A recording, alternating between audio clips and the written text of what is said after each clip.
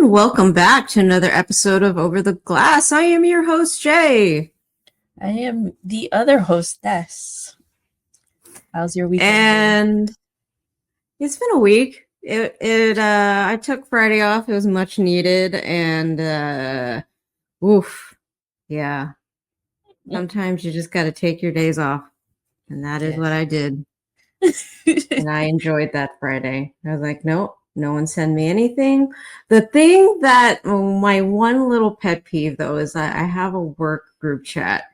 And I really wish that some days, because we're open every day, I don't work every day, but some days I have to put that thing on mute because I'm like, I legit do not care what is going on at work today. But it's like the way that we seem to be communicating these days. So yeah, I get that. Sometimes I'll get home from work and people are still texting. I'm like, leave me alone. I'm home. you're like, la la la la la la.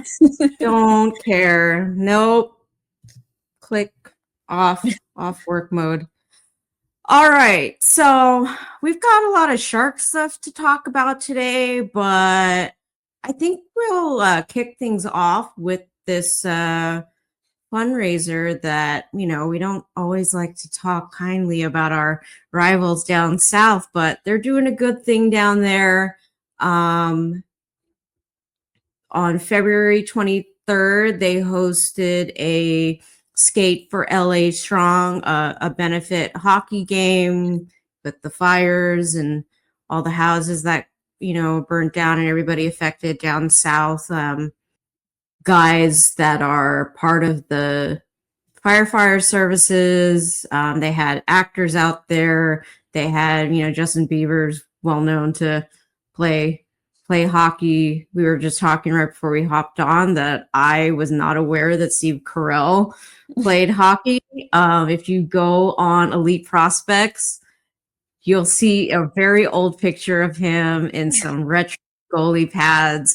It is a sight to see. Unfortunately, he wasn't the one that was in net for any of the teams, but he was out there skating. Danny DeVito, Snoop Dogg, Will Ferrell, Kobe Schmolder, Vince Vaughn were a couple of guys that were the guest coaches behind the bench. I think there were 4 teams that were playing. They had a couple of like musical talent, and just really like a way to give folks something to be excited about, seeing these guys come out and play a fun game of hockey, and then also raise money to give back to the community, help people out. Each team's roster includes a mix of celebrities, NHL alumni, hockey dignitaries, as well as local first responders from LAFD, LACOFD, and LAPD. And the event was supported by a number of organizations, and really all these proceeds just go right back into the community. So I checked out the highlights of this, and it was just kind of fun just to see them all kind of out there. I took the most out of like the coaching. I mean, there's a lot of like comedians and the celebrity aspect of it. In particular, you can imagine that someone like Will Ferrell, who's a huge fan, is probably just, I'm sure this is not his first time that he's done something related to this. Naturally, he's probably pretty close to the Kings team. He's always down there, like right on the glass. You can see him at just every game. They're always for him in his usual spot. So, yeah, I'm kind of jealous. This looks like it was a lot of fun, and it's really cool to see all these folks that came out to support a good cause.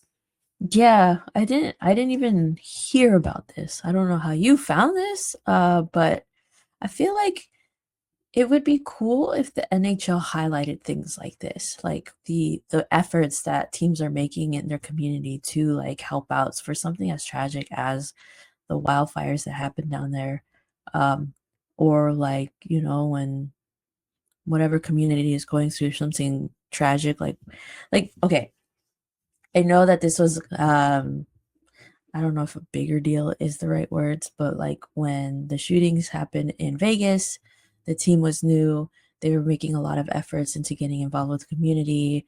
They were succeeding on the ice, whatever it was. It felt like the NHL was highlighting a lot of that, how involved they were and what they were doing to uplift their community. And I wish they kind of did that more with other teams, just because the Kings aren't exactly like a hot commodity, or they're doing pretty well in the standings or whatever, but they're not exactly a favorite in the league by any sense. But this is really nice, like the fires were devastating for them down there. Yeah, like I don't know if I've mentioned this before, but I have a friend who lives down there who lost her home. And like I went to go visit her a few weeks ago, and she was completely devastated. It's like the whole situation sucked. But you could hear how the community has been coming together to kind of, help those in need and like uplift everyone. And it's been heartwarming, I guess, to see. And I know this is like a hockey team, like it's a hockey team, but they're still doing something to contribute, right? Like I feel kind of torn between these things, because yes, they are raising money for it, but also, are you doing it to help the community, or are you just doing it for the tax break? I don't know. I have my I have my thoughts about certain things, but I want to say this is all in good spirits, helping everyone. They do it in a fun way, having a bunch of celebrities involved. It seemed like a really good time. So yeah, I just wish it was more highlighted in the news. Yeah, for sure. I don't remember exactly how I came across it.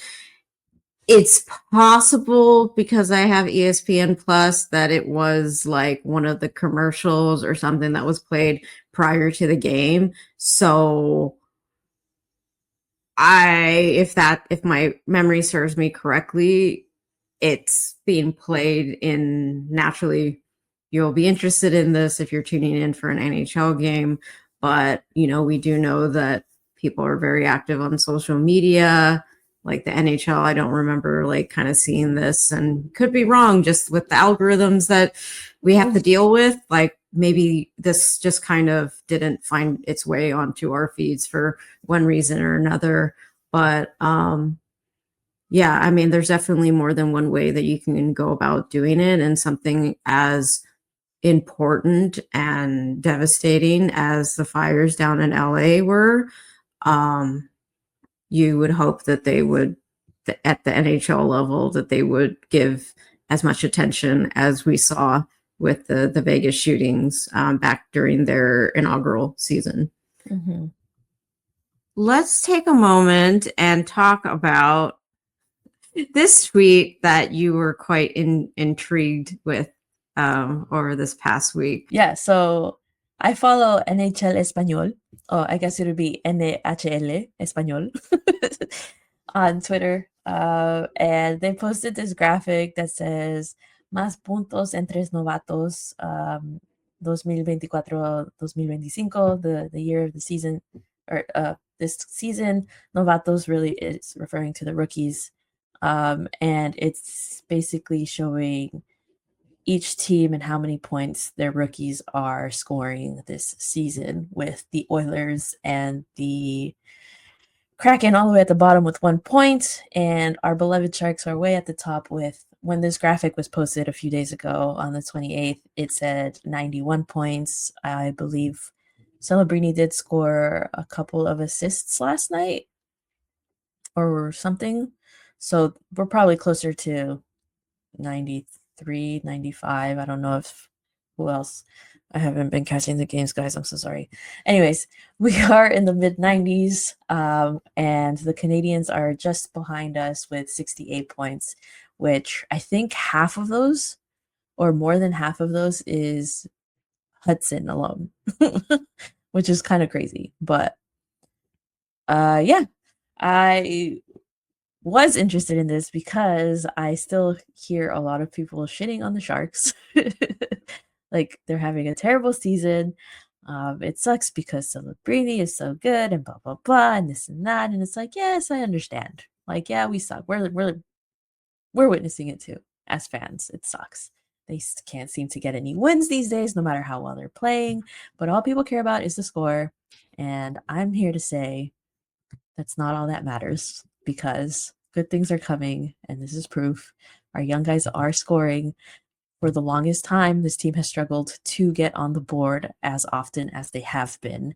And I think they just need to figure out their defense and their goalie. Well, their goalie situation they're waiting on, but their defense, and we are good to go. We just need to wait a little bit. Also, because we suck, we're going to be getting some high draft picks this upcoming draft. And, as the number one prospect pool currently, it's looking pretty good for us right now. Since you brought up all that, it reminded me, I was trying to find another thing that I was randomly conversing about earlier this week with another friend, but then I ended up coming across this other tweet instead that furthers your point. Let me bring it up here. So Chris Meany, he's associated with the NHL Fantasy and Edge Stats, highlighted on the 25th, so Tuesday of this current week.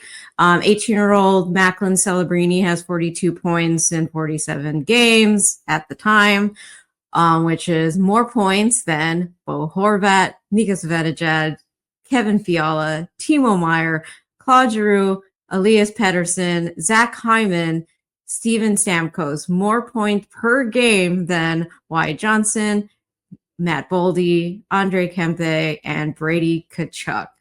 Those are some big names. And Celebrini, in his first season on the shittiest team in the best league in the world, in only 47 games, he hasn't even been playing every single game, has 42 points. And I think that's pretty cool for us.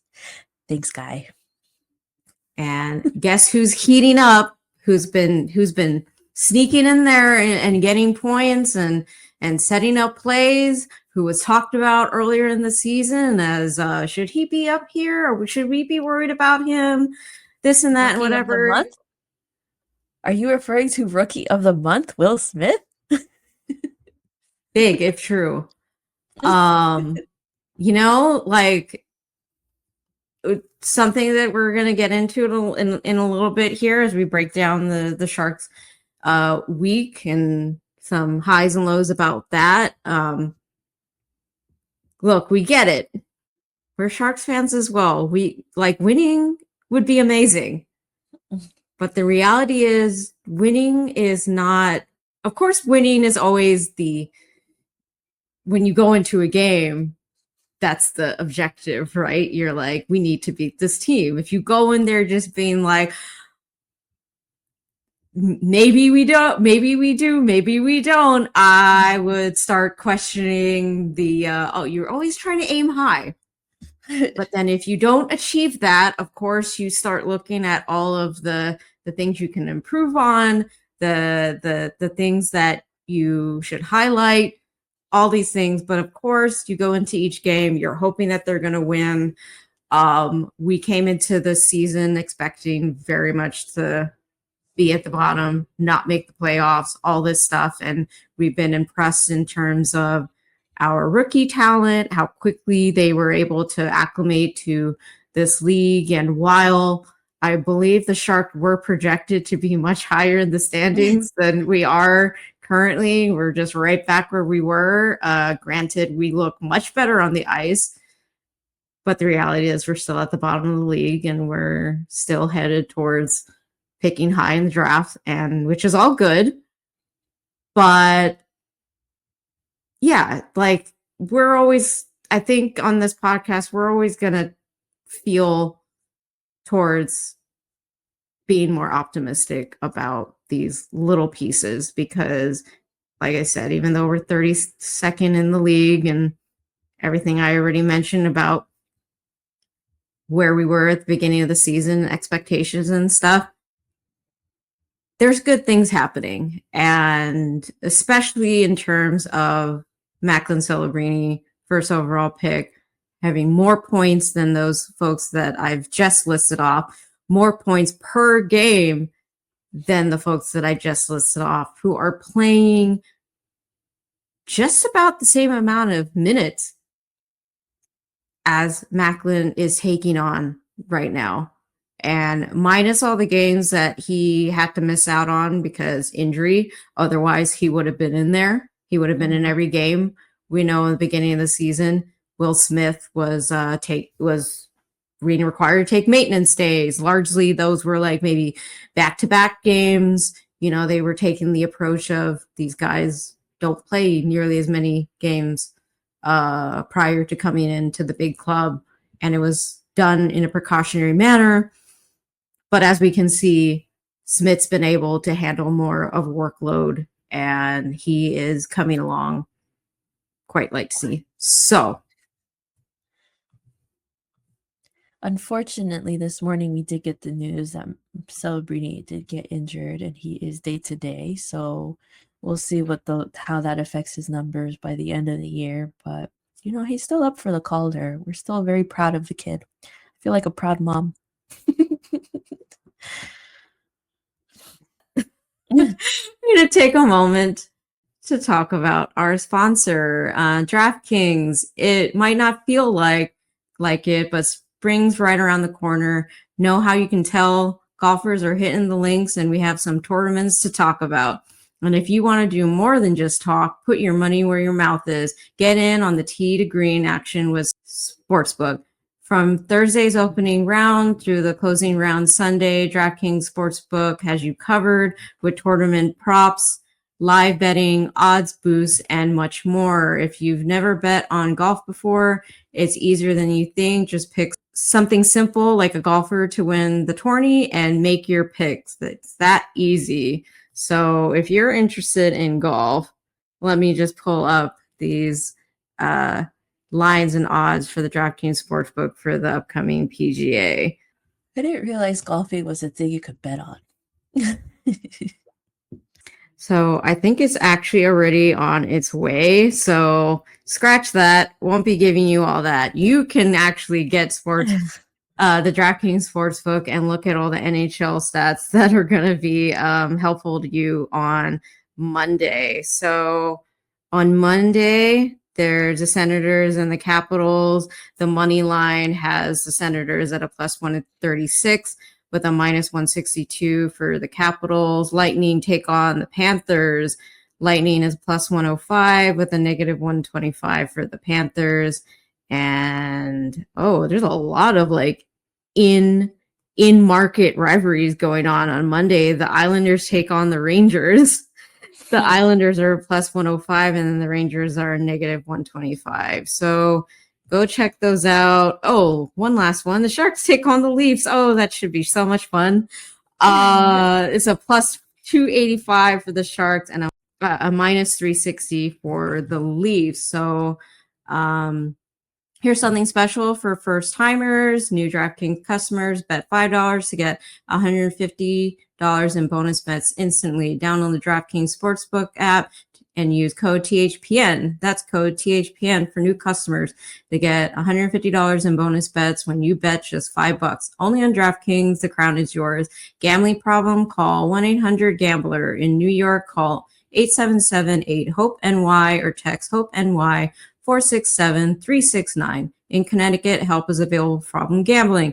Call 888-789-7777 and visit ccpg.org. Please play responsibly. On behalf of Boot Hill Casino and Resort, Kansas, 21 plus age and eligibility varies by jurisdiction. Void in Ontario. New customers only.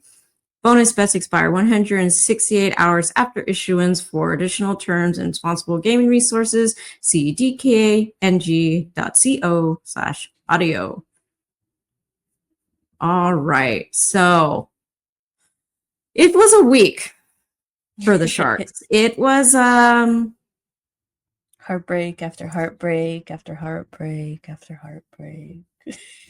The highlights being, as we've already kind of demonstrated with the youth, with the excellence of Celebrini first season in the NHL, there's a lot of great individual strides happening. Of course, even though we're highlighting these individual stuff, it does take a team to make this stuff happen. You're seeing little things like there were moments during these this week's past games where I'm like, okay, Colin Graf, you keep doing that. You keep doing you.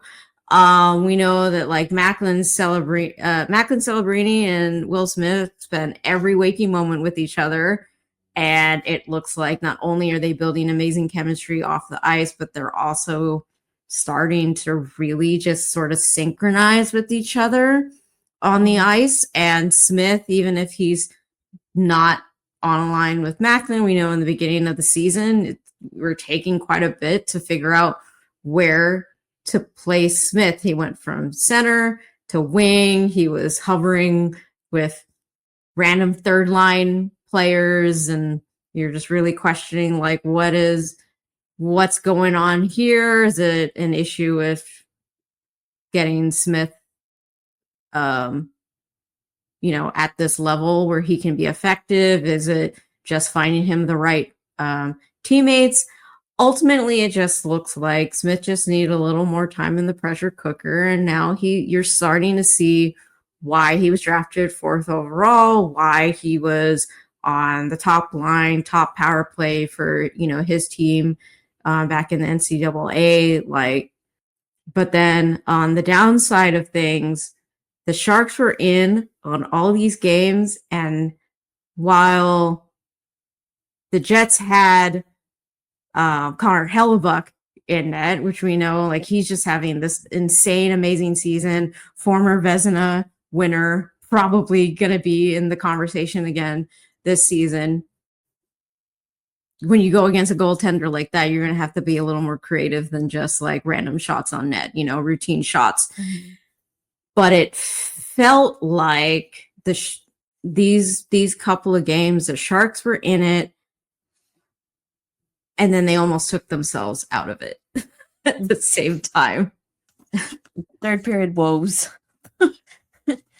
I thought they went into the third period of the last 2 games with a lead, I think it was, or I don't know, a couple of games this week, and then they just for some reason can't close it out, and they just let the other team take over, and it's one of the most frustrating things. What does it feel like to win? I forgot.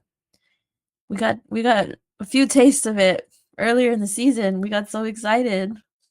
I don't remember what it feels like anymore. This is like, what this feels like? I feel like I'm in a toxic relationship, and this is like Stockholm syndrome. I keep going back to it, hoping that there's going to be change. They're telling you in 5 years, I'm going to give you what you need. Right. I'll hold out.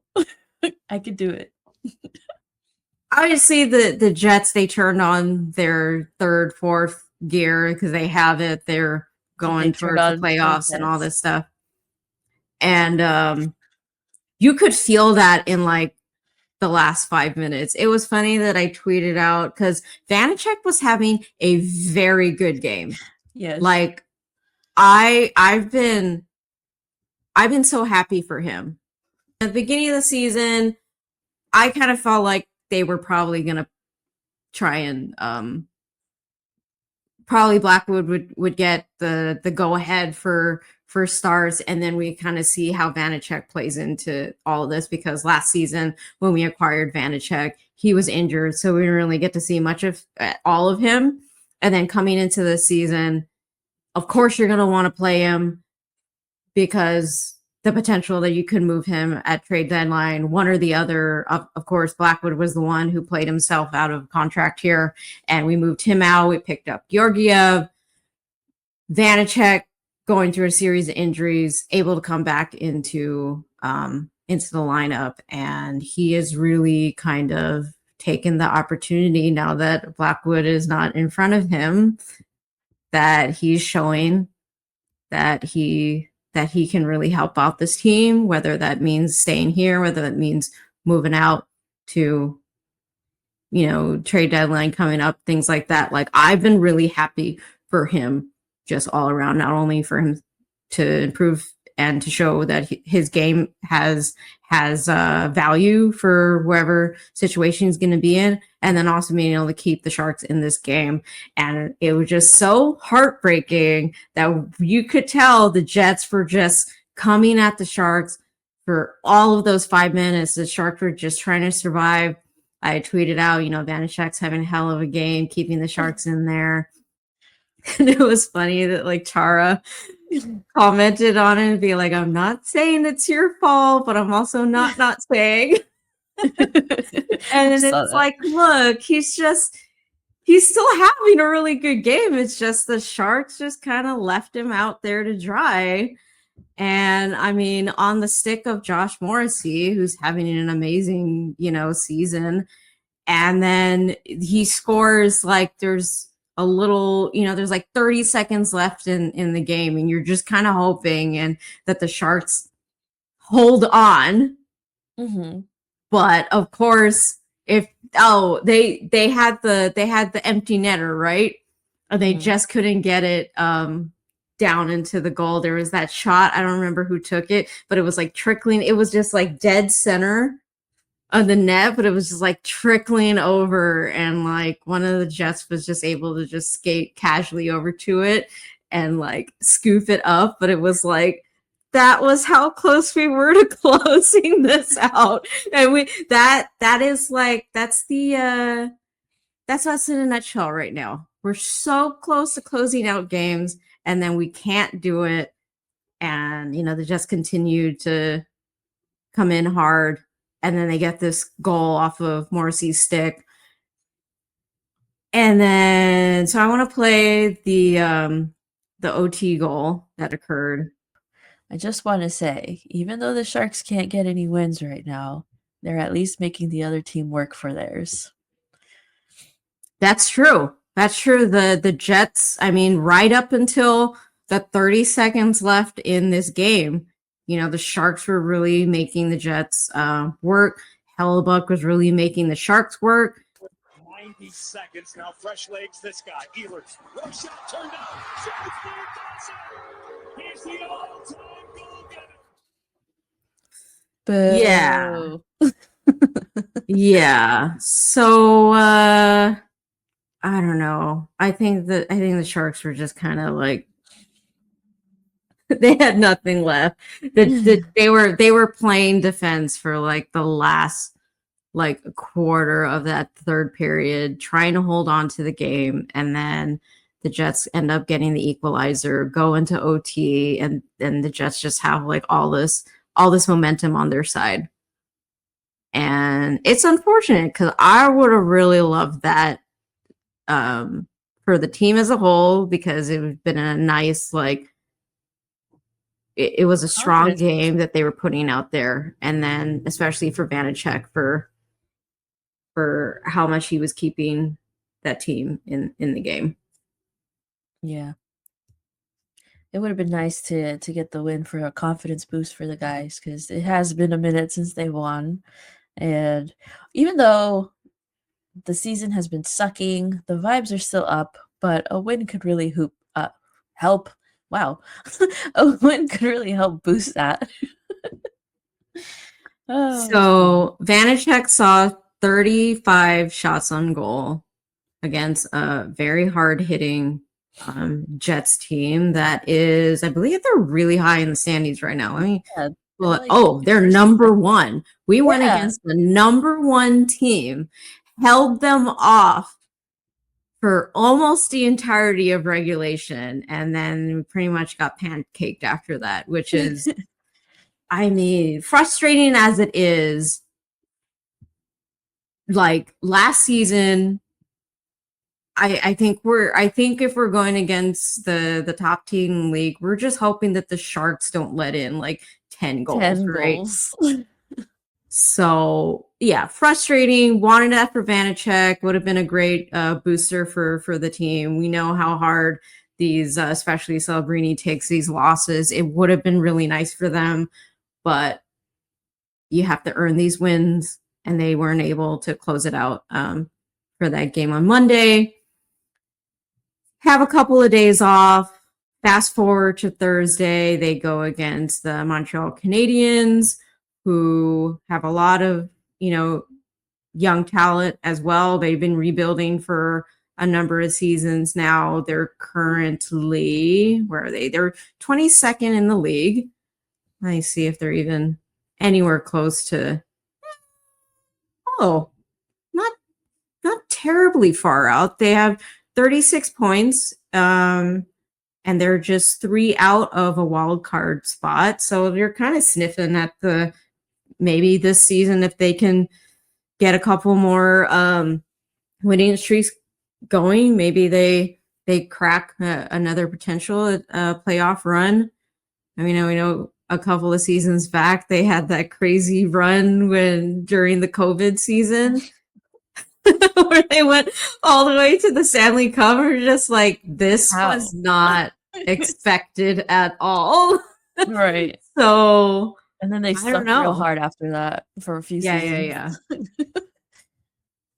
There was this one goal, the first goal that they let in by Nick Suzuki. Yep, turnover. 2-on-1. Run, 2-on-1. Oof. What a shot. What a goal. It was nasty. Yeah, so you don't want that turnover. But then if the turnover does happen, Thrun needs to have that. He has to take away that pass. Right. You have to force the guy with the puck to take the shot on the goaltender. The moment that you let that pass through, now you're expecting your goaltender to slide over and reposition themselves to take on that shot. And shot coming off of Nick Suzuki's stick, captain of the Montreal Canadiens.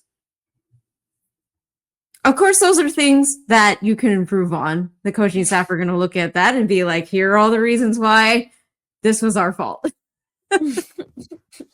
Nick Suzuki, man. Good for him. He's talented player. Don't leave him all alone. Making sure that his goaltender isn't tested again. Hudson thought about the one-timer. Suzuki spinning. Okay. Yeah. This one was rough because they thought that there was potentially some goalie interference, and when they looked at it later, Georgiev just kind of got caught. His skate got caught or something. He lost balance.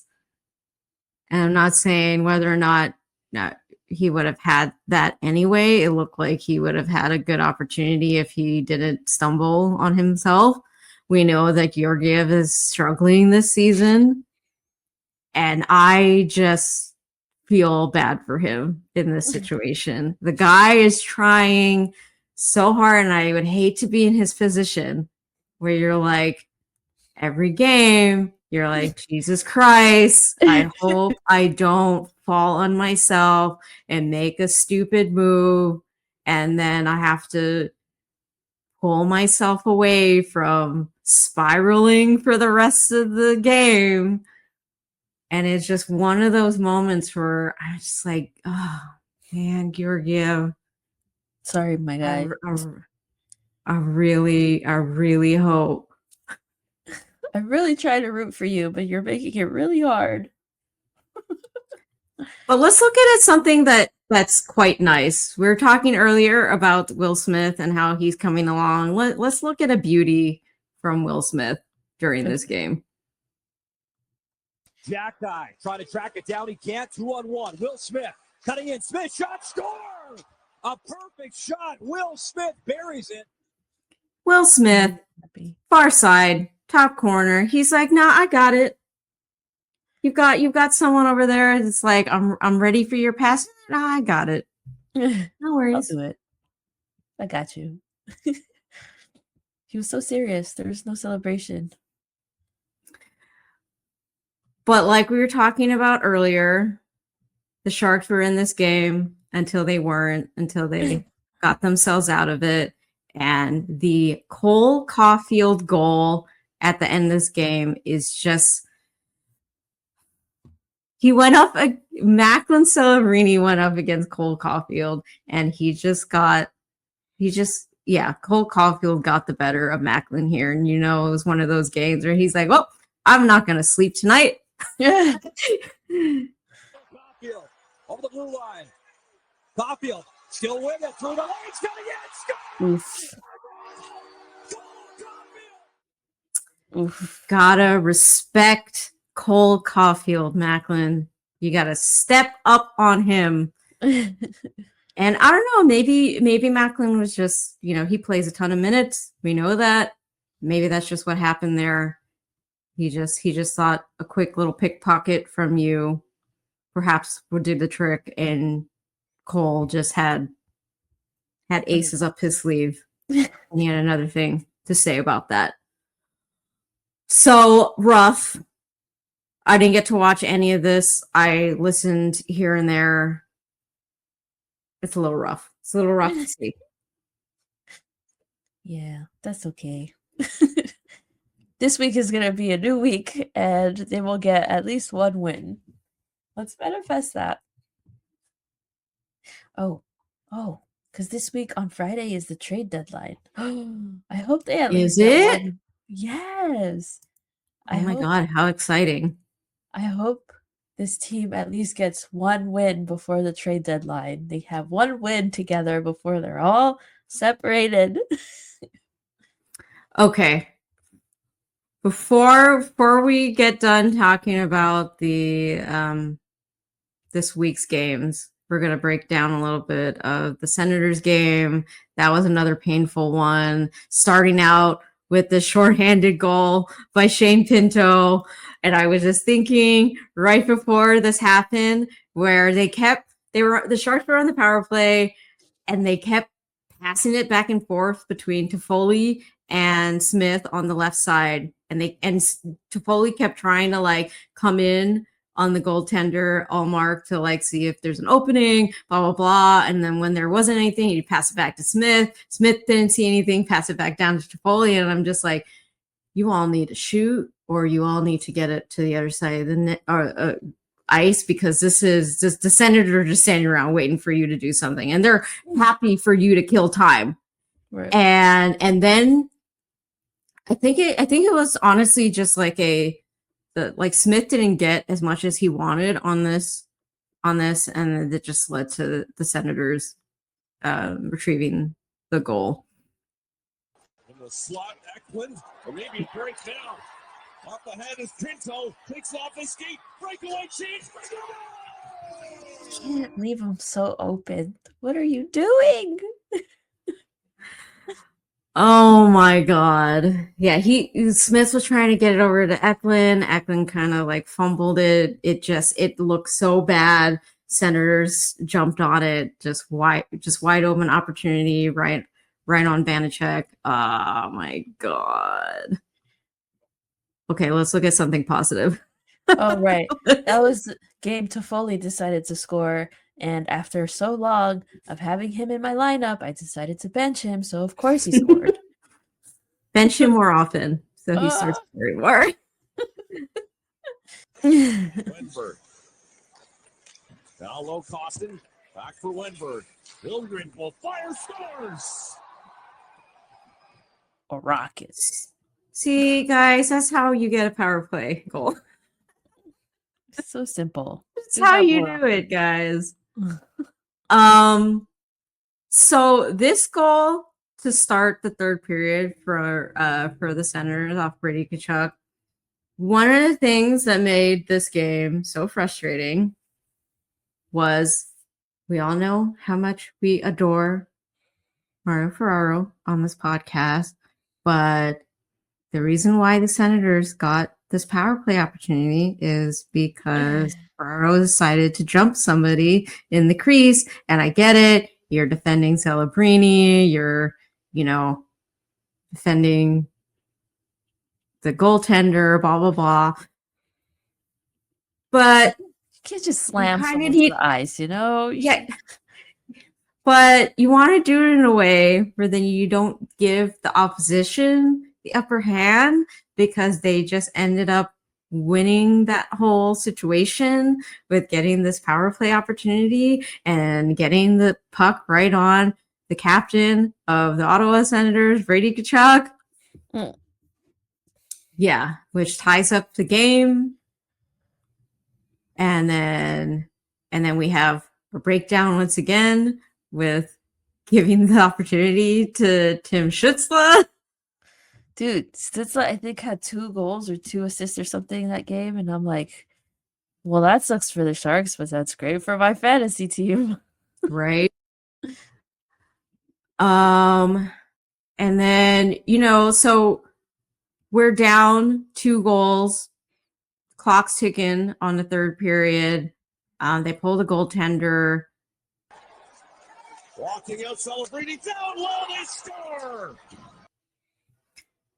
And then we're going to hold our breath because in that same instance,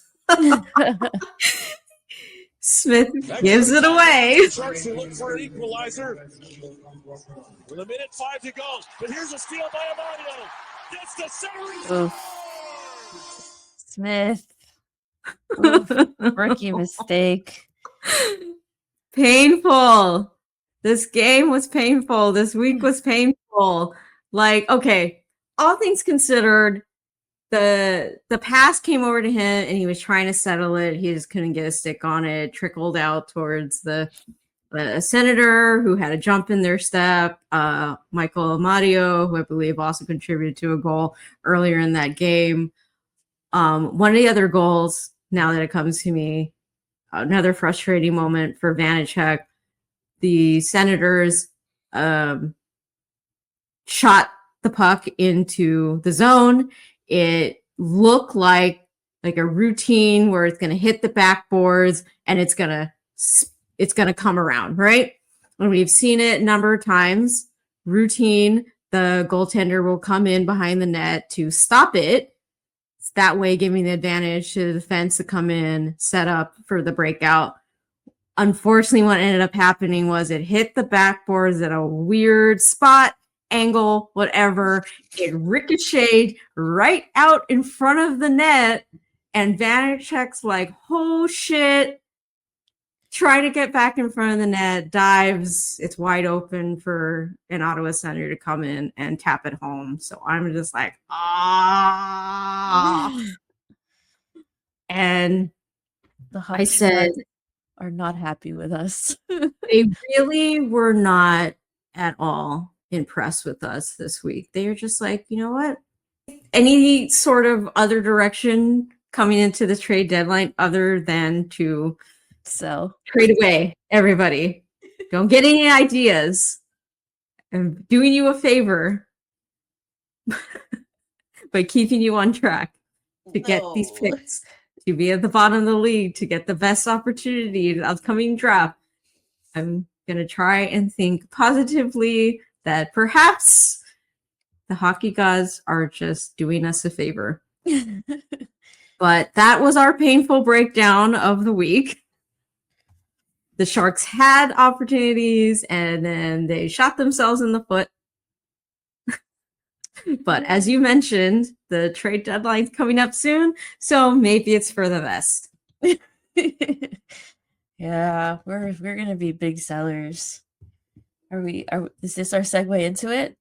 Shall we get to it? Yes. So if you want to introduce us to some things that we could possibly be looking forward to. If you guys have been paying attention to any news regarding the Sharks and trade rumors, you shouldn't be surprised by the names floating around, but I'm going to go ahead and review this a little bit for y'all. As we all know, we have already traded away Mackenzie Blackwood, Michael Granlund, and Cody Ceci. We have acquired Kovalenko and who do we get? Gorgiev and I'm blanking on names. Anyways, we've gotten some players, and right now, the ones who I'm pretty sure Greer has let other teams know who are available for trades are Luke Cunnin, Nico Sturm, Jan Ruda, Vitek, Vanacek, and Alexander Gorgiev, which is interesting because we just acquired him, but it makes sense. The name I haven't been hearing as much is Jan Ruda. I feel like Nico Sturm and Luke Cunnin are probably for sure leaving by Friday. As much as we love Nico on this podcast, like me specifically, when he first came, I was really impressed with what he was contributing, and Elena loves him too. I think it's time he can go to a contender. He can provide a lot of like this more subtle plays that you don't see on the score sheet. Same with Cunnin, although he has been scoring a lot more this season. He supplies that grit. He's a hard worker, grinder, whatever, blah blah blah. Great guy. As for value, I don't think we're gonna be getting anything too crazy in return for these guys because they are UFAs. They are only making about $2 million each. I believe Cunnin is making more than Sturm. I don't know about Ruda. But yeah, it's not like he's been doing much this season anyways for us. Vanacek, I could see going to a contender as like a third sort of backup goalie. Gorgiev, I don't know if we can get anything for him with the way he's been playing lately. So sorry, my guy. But it is what it is, unless someone's very desperate to have a third backup just in case. The big name that we will be sad if he is traded is Mario Ferraro. His name has been floating around for years now. The Sharks refused to give him up because they saw him playing a big part on this team, building it back up with he is a very team first kind of player. He is an alternate captain to like help bridge the gap between the younglings and the older folks on the team.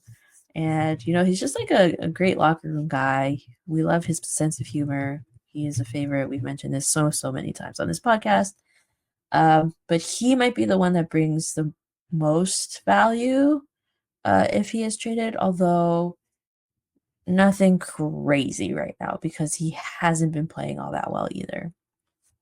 This article that I found, I believe Shane wrote it, talks about the potentials of what could happen this deadline with the rebuild, and some names to keep an eye on for the Sharks to possibly acquire, in Bowen Byram, Keandre Miller, or Noah Dobson. I don't know much about Dobson, but a Miller or a Byram on the Sharks seems like a very interesting thing to happen. But I did see that Miller probably isn't going to become available.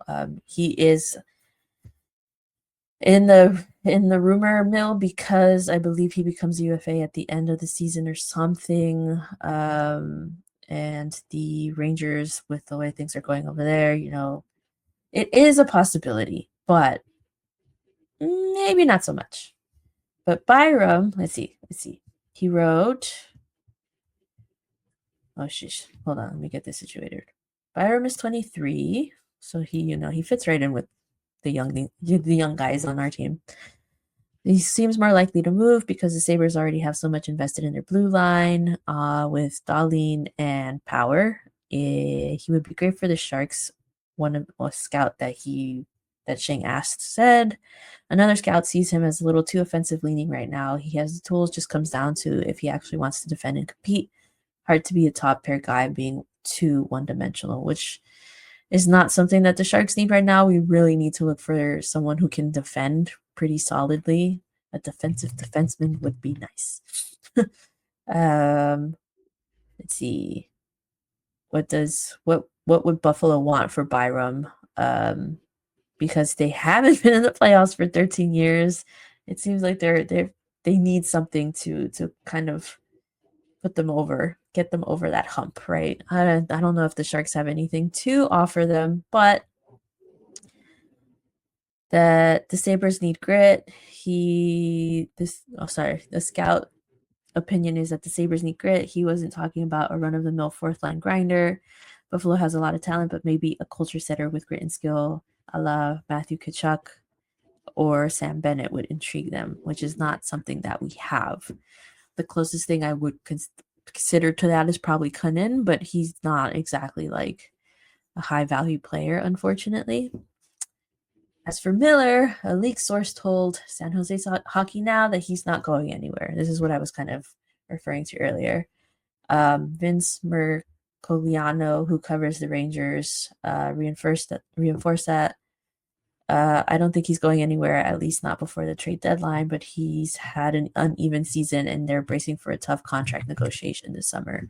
So yeah, he will be talking contract stuffs in the summer. If they can get anything done, they might lose him for nothing, so there still is that possibility that he is on the market, but we don't know. Let's see. For Dobson, there's not a lot of reason for the Islanders to deal a defenseman who notched 70 points in the 23-24 season. Elliot Friedman reported that the blue liner is not widely available, that a Dobson trade would be more likely for a specific player that the Islanders were targeting, basically a star-for-star swap, which, again, the Sharks don't have, or we have some assets that we are not willing to give up because we are in a rebuild, right? So let's see. The summary says Sharks have plenty to offer in trade, probably to a team that's looking to rebuild or is backed into a corner to move a valuable piece, a la Yaroslav Askarov. So the Sharks are in a very particular situation. They have pieces to move, but not anything crazy like Timo Meier. That year was insane. Again, Ferraro is probably the one who can get us the most in return, but Sheng thinks that we missed the window for extracting a maximum value for him. I believe a couple of seasons ago, the Hurricanes were asking about him and were willing to trade, I think, a second and Drury for him. And he's not exactly garnering that kind of interest this season. Let me see. What did he say? An NHL scout said, who's a big Ferraro fan, agreed with this assessment that the team first blue liner just hasn't been able to get away from bad defensive habits that playing for a perpetual loser can ingrain in you. For example, Ferraro has never developed high-end patience with the puck, but who can blame him when he's been under siege in the defensive zone his entire career? Another scout says that he's making too much money for his role and sees him as a bottom pairing defender. I take offense to that. Ferraro is more than just a bottom pairing defender. He is the heart and soul of this team right now. Thank you very much. But yeah, he's making $3.25 million AAV average, whatever. That might be too much for the level he's playing at currently. Again, he's not doing great. He's not doing terrible, but he's not doing great. I could probably see him going for maybe a fourth or a current NHLer. I don't know what Greer's plans are other than get young guys. And in the summer is when he gets the veterans, the UFAs. So that'll be interesting to look at. If we do lose Ferraro, I am curious to see what he can get us because, again, these guys don't hold a lot of value anymore. We've already traded our big pieces. Yeah, it's going to be interesting to see what types of moves are going to be made between now and the trade deadline. From those defenders that were mentioned earlier, like if I could have my choice and it be an objective one, Noah Dobson would be the one because he is the only one out of those three that are right-handed shot. And we know that those are not especially at the caliber that Noah Dobson has been, just from what I've been able to see from the outside looking in over the last couple of seasons. He's been one of their up and coming defensemen. He's been on their top power play. He's been having a bit of a down season, but I mean, it's the Islanders. So as a whole, the team's been struggling. So, but the fact that he's a right-handed shot, and we have a whole bunch of lefties on our roster right now. Like, we have a surplus of lefties, and someone who's been in this league. I mean, all of them have been in this league for a while, but the caliber in which right-handed defensemen are hard to come by, and already NHL ready youth, it seems like the whole package, if we had the ability to pick up someone like Noah Dobson, but as you kind of already broke down from this article, that it just could be a matter of the Sharks just really don't have anything that they're probably willing to let go. And that's just an unfortunate situation for us to be in. I mean, we really, and we could find out in the upcoming week that Greer just has this ace up his sleeve. Like, we know that in the beginning of the season when we picked up Askarov, like, I wasn't even following any of that because I just thought there is no way we are even in this conversation. Like, how are we even in this conversation? And then when it happened, I'm like, are you kidding me? I think I remember, I think I must have double checked whatever tweet I saw, because I was like, no way, this is a fake account. Like, you're lying to me. Like, there was nowhere in this process of him being talked about as like, oh, the Predators are going to move Askarov because they signed UC Saros to an extension, and he's asking to be moved because that just solidifies the fact that he is not going to have an opportunity that he has been waiting for and feels that he deserves. So we ended up doing that. And so, who's to say that Greer doesn't surprise us yet again? I'm not putting all my eggs in that basket, but I welcome being floored. No, for real. Oh, there is a little bit more to this article where Sheg did ask some of these scouts what some of these guys would bring in for the Sharks, and like I mentioned, it's not going to be great, but Cunnin could possibly bring us in a 3rd round pick, whereas Sturm and Ruda could bring us in 4th round picks. So if Ferraro technically is seen with a player with higher value, maybe it'll be a higher 3rd round pick.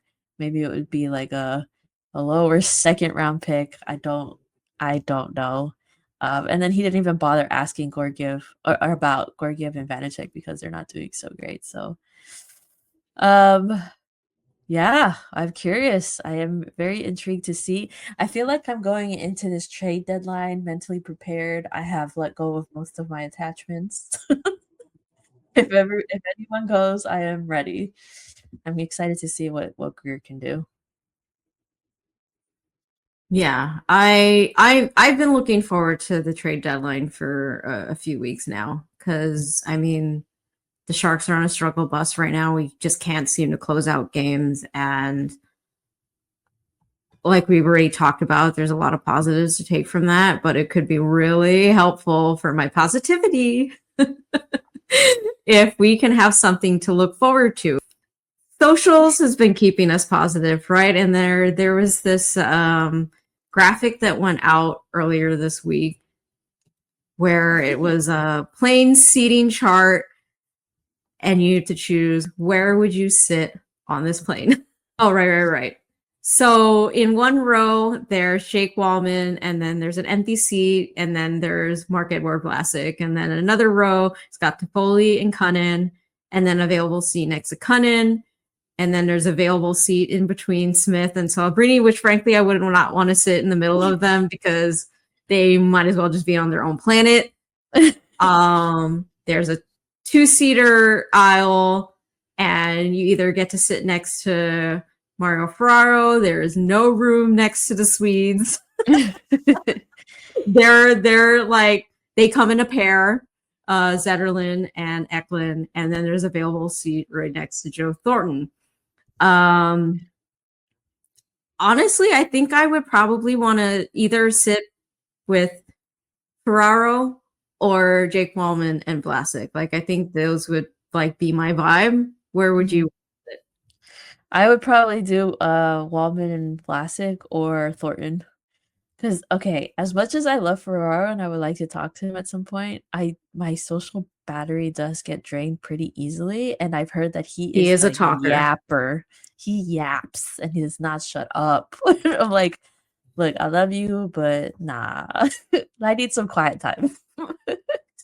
So instead you'll sit with the old man. I could see that. Yeah. I might sit with Fur a little bit and then be like, will you excuse me for a moment? And then leave him by Sit in the himself bathroom for an hour.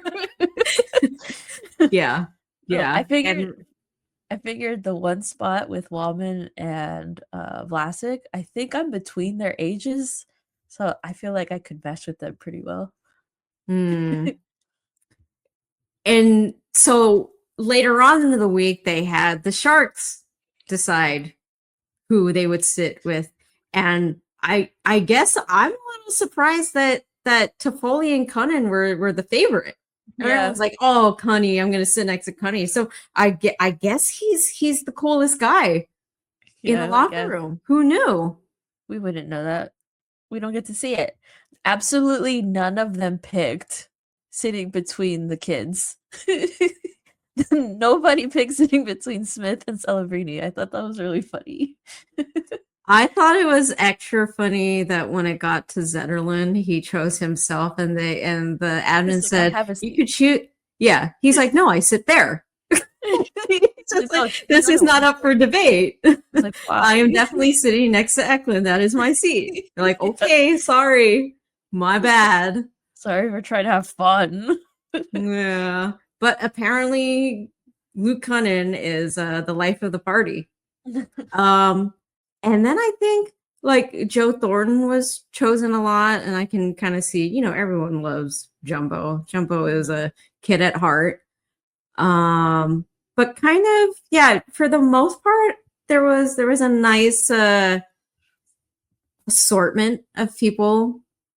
You could just kind of tell everyone's just enjoys being around each other. But then, Smith and Celebrity, they're on a planet all their own. Just leave them to do their own thing. They speak to each other without saying words. So, yeah. So that was nice to kind of see, despite all of this upsetting losses this week. I do want to go back briefly to when we were talking about the games this week, because there was a penalty that occurred during this game, and I just want to get your opinion on it. Just want to see what you thought. Point to me. Yeah, so this is leapfrogging by Tim Stutzla. This is some leapfrogging. That's 2 minutes for leapfrogging. Interesting. I want to actually bring up Shang's reaction to this. Oops. Oh, they said it was called a slash. Right. So there was definitely a slash there from Delandria, but somehow that slash led to a tripping. I think Tim Stutzla got his wires crossed, and I texted Nate going, isn't this the same Tim Stutzla that was called a number of times early in his career for embellishment? Well, yeah, so they actually called this penalty slash to the hands. Locked On Senators responded to JD, and JD responded back and said, totally a slash. Also, DeLeandra is the strongest person in the NHL. Like, there's no reason for him to have fallen over that. So Shang said somehow backwards momentum from Delandria slash launch known embellisher Stutzla forward. Somehow, I mean, I'm no expert in physics, but something about that seems a little off in the physics. Questionable. If you're getting whacked from the side, why are you launching forward? Make it make sense. This guy is not getting the Oscar this season. No, tonight. The Oscars are tonight. In other news, we're just going through random stuff this week, you guys. So if you don't know what we're doing, we don't know what we're doing either. Neither do we. We're just going with it. I did see this graphic earlier in the week, and I believe this was from a New Jersey Devils fan, which I'm interested to know, are they frustrated? Are they frustrated with because we can take him back if you're No, for real. upset. I think they were frustrated with their team and they're trying to point the finger at somebody. And we haven't been hearing Meier's name a lot in any sort of highlights, news, nothing around the NHL. So it sounds like he's struggling, but it also sounds like the team as a whole is struggling. So y'all need to calm down. They're talking about how this trade, I think sarcastically said that this trade is aging like fine wine. And you know what? I think it is. I think we kept Sederlin and Mukamadulin, and we got Quentin Musty out of this. I don't remember who the other two picks we got out of this trade are. Are you gonna look it up? So I have it right here because when I saw this graphic, I was just interested on taking a look back and seeing how this aged, like really going down the rabbit hole. And so New Jersey essentially got Timo Meier and Santeri Hatakka, and those are honestly the only players remaining on their side of the list. Who'd they get for their 5th round pick? I believe they traded that. Oh, okay. It wasn't important enough for me to put on to my list here. Okay, great.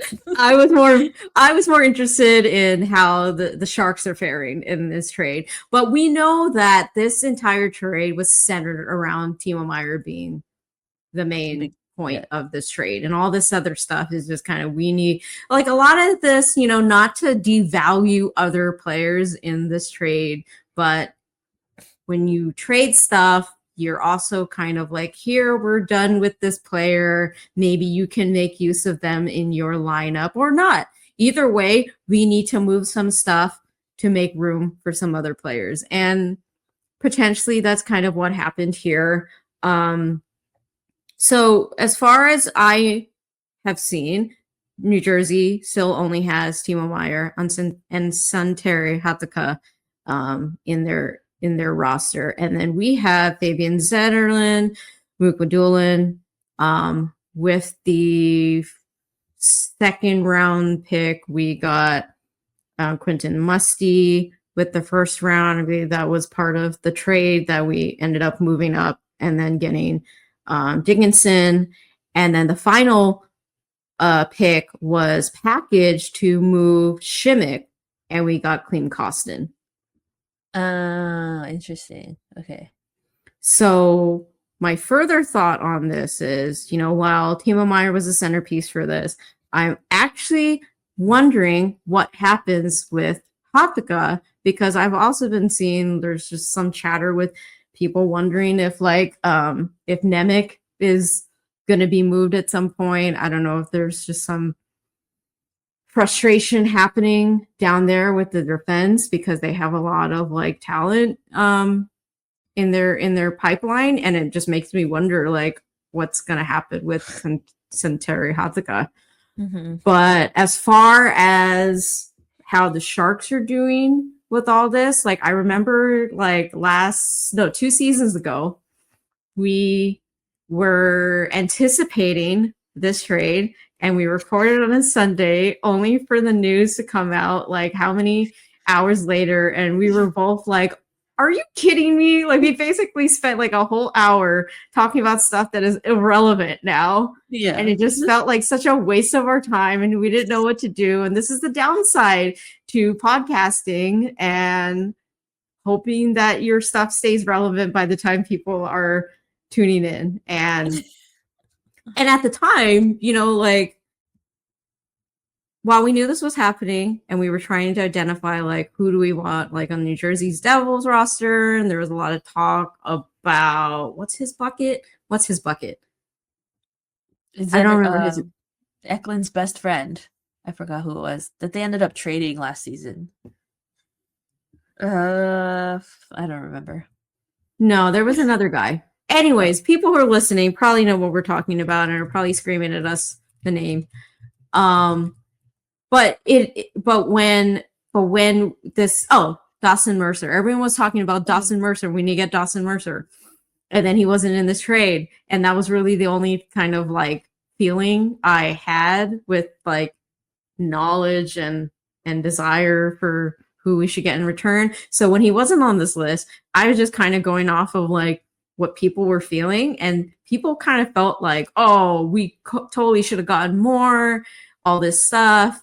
I remember we kind of talked about how, you know, even though the feeling is like, oh, we have the leverage because we're the one who's trading Timo, and it's like, but at the same time, if we hold out too long and wait for even more than what we're getting, there's potential that the trade never happens and we get to the end of the season and Timo goes into arbitration, and then we end up having to let him go because we knew that we couldn't afford to keep him. So that was I almost went back to try to find like what the hell did we say during this trade. But I was like, I don't want to bother. I'll just go off of what I remember. But you know, we kind of were like, okay, I don't know how to feel about this trade. But so all I'm that to feeling pretty say good about it now. Yeah. Just an update. 2 years later. Yeah. I mean, yeah, we don't have a number like the forward, Andreas Janssen, and then we know what happened with Nikita Hokchuk. He went over to the Flames. I really wanted to like a Hokchuk, but I think he was finding himself in too many situations where you could see the potential, but then he tripped over himself or he took a really bad penalty. And it's like in this situation where there's a lot of potential young defensemen who are, you know, stepping on your heels, like it was unfortunate to see him go, but you understood why he was getting shipped away. And then just the masterclass in what Mike Greer did with all these picks.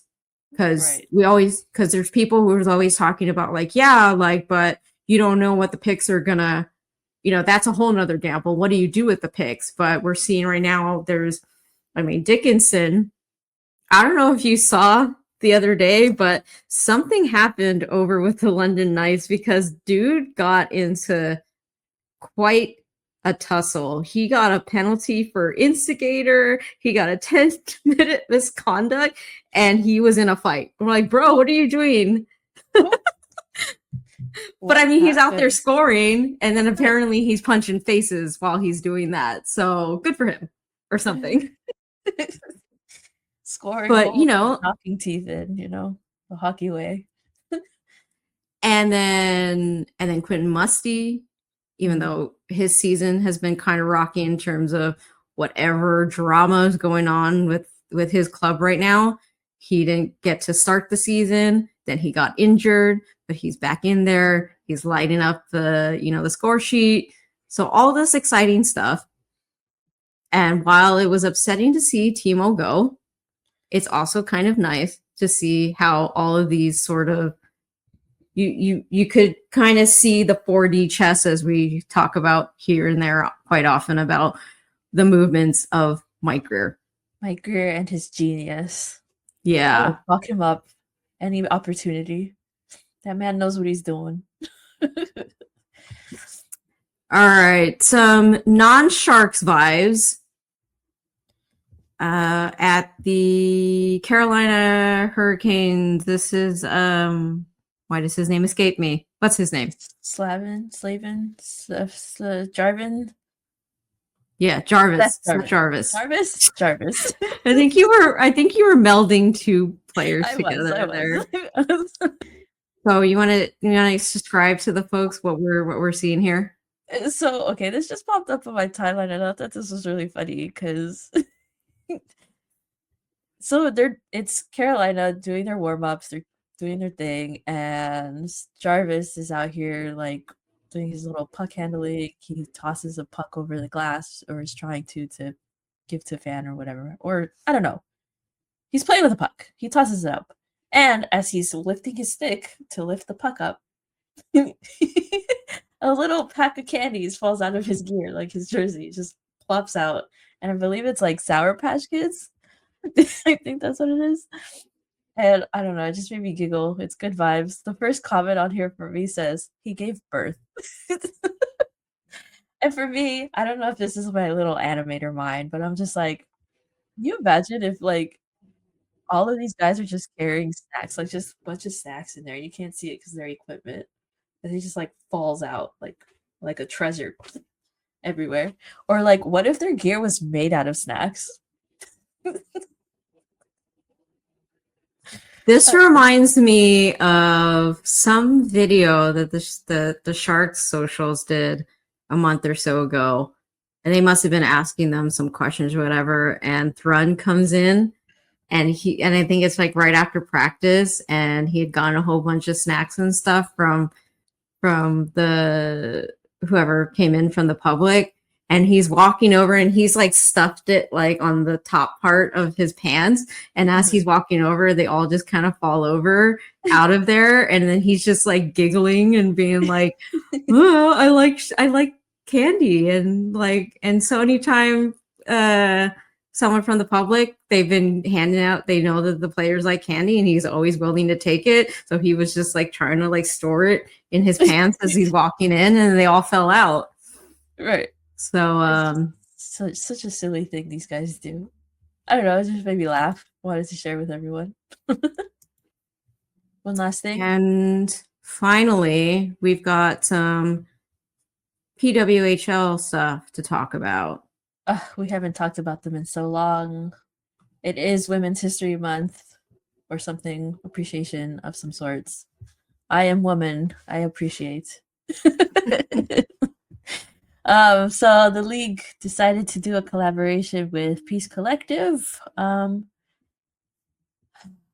saw this. There's some gorgeous merch. I'm saying, I'm really upset that it's only available in Arena. If I had the money, I would fly over and buy something specifically for the siren, because I absolutely love that color. The teal that they use with the orange on the like V-neck crew neck that they have, the V-neck sweater. I think that's my favorite. But I'm such a sucker for varsity jackets. Look at those. That would be the one I would go for. Yeah. Between the frost and the sirens, you know, those are my two favorite colors from all the teams. I would want those.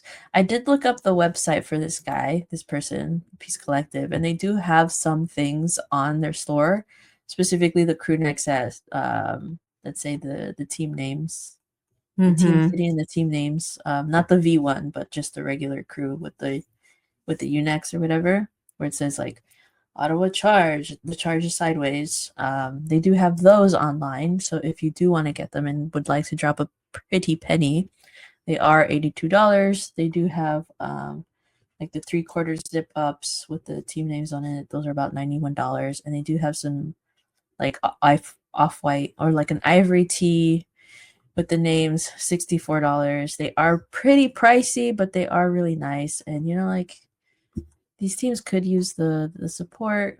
Like as popular as they are becoming, you know, they're not as popular as NHL teams. So if you're gonna spend money on a jersey for an NHL team, you can save a little bit of money by buying one of these for PWHL team. But yeah, I should drop the link. So if you go to www.peace-collective.com/collections/p. Okay, look, just look for the PWHL tab. I'm not going to read the whole thing, but go to the website, check it out, see for yourselves. There's some really nice things. It's like, I think it's the style. You don't see this style often for teams specifically, and they do a bunch for a whole bunch of different leagues, so like football and baseball and all those things, and they are really nice. It has a very like classic look. if you're interested, you can look at those two. But I think this is really nice specifically because it's PWHL, trying to grow the game. It's good merch. I feel like the NHL doesn't have a lot of good merch. Take advantage of this.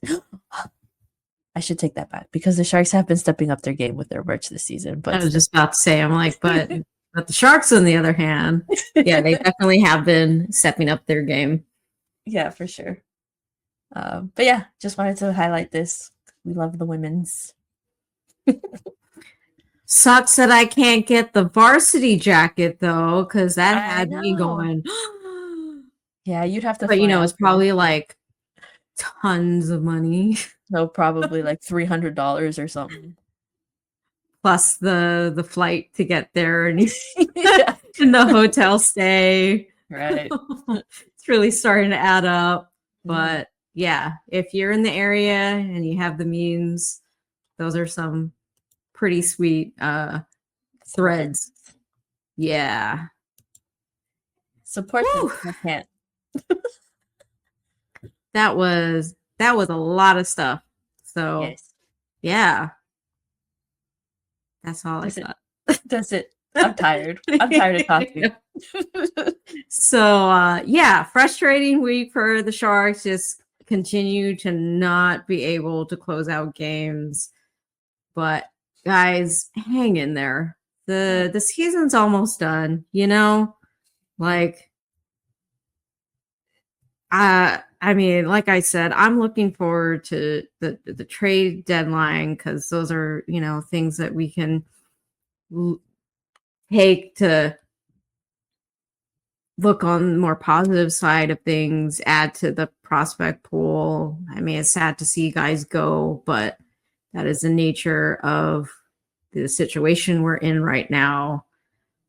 I do want one of the things that I wanted to point out on Saturday, because for some reason the Sharks and Senators feed were not showing up ahead of time on my ESPN Plus, and when it did show up, it only gave me the Senators feed. So I was like, well, I guess we're watching it was the Sportsnet feed, particularly for the Senators. And oh my God, like I get it. We butcher names on this podcast too. So in saying that, like I give some leadway to This isn't our job, Yeah. Like even broadcasters that have to say all these names of all these guys, especially if they haven't seen this name before, like I get it, but I swear to God, whoever this broadcaster was could not get Mook Madulin's name right once. Every time he said the name, I'm like, who's on our team? Who was that on our team? Who are you talking about? Let me see. Where would he said Muck Madulin? He said Mook Hamadulin. And there was one other. I'm trying to I was texting this out going, what is happening? But he was making up names, and I'm like, oh man. Doolin? I don't know her. Who's on our blue line? Who's this new guy? Yeah. So I don't know. Maybe we'll have some trade stuff to talk about next week. Hopefully it's good stuff. Hopefully it's stuff that we can be excited about. But if we can't close out games now, it's only gonna look worse. I fear it is only gonna look worse. So hang in there. Hang in there. Remember, despite the fact we're down in the same spot we were last season, how many games were we able to be excited and to see these goals and all that stuff? I think there were more games than not where we were just like, please score a goal, don't get shut out, and just looking like we were out of it from like the very first puck drop. But as much as I understand and I wish we could be moving much quicker, I think we're doing okay. Mm-hmm. Some last thoughts here. I think we're gonna head out to the game this Saturday. If anyone wants to come say hi, and maybe I'll have stickers on hand, but don't tell anyone. Stickers aren't allowed at SAP apparently. I don't know that. I'd still bring some anyway.